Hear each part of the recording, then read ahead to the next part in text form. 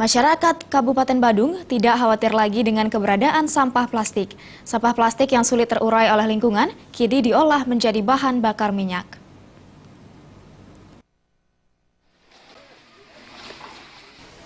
Terkait permasalahan sampah plastik yang selama ini mengganggu kenyamanan masyarakat Kabupaten Badung, ada inovasi baru yang bisa menangani permasalahan tersebut. Melalui Dinas Kebersihan dan Pertamanan Kabupaten Badung, sampah plastik bisa disulap menjadi energi bahan bakar minyak. Proses pengolahan sampah plastik menjadi bahan bakar minyak cukup sederhana. Pertama, sampah-sampah plastik yang sulit terurai ini dimasukkan ke dalam sebuah mesin untuk dilakukan penggilingan.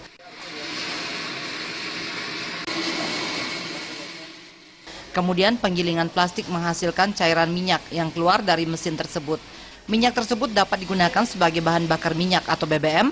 Pengolahan 3 kg sampah plastik mampu menghasilkan 1 liter bahan bakar minyak. Kepala Dinas Kebersihan dan Pertamanan Kabupaten Badung, Iputu Eka Mertawan menyatakan, saat ini DKP Badung sangat fokus dalam menangani sampah-sampah yang sulit terurai.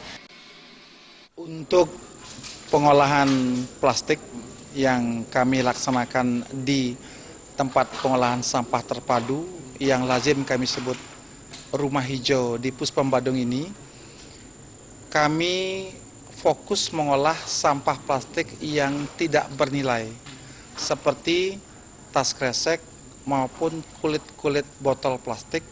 Kami jadikan minyak tanah, dan minyak tanah ini kami pergunakan untuk menghidupkan mesin-mesin kami yang ada di rumah hijau ini, seperti mesin pencacah organik maupun pencacah plastik.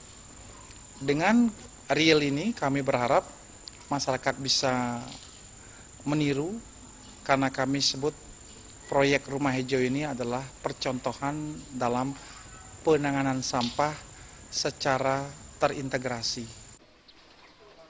Selain diolah menjadi energi bahan bakar, sampah plastik dapat didaur ulang menjadi kerajinan tangan yang bernilai jual tinggi.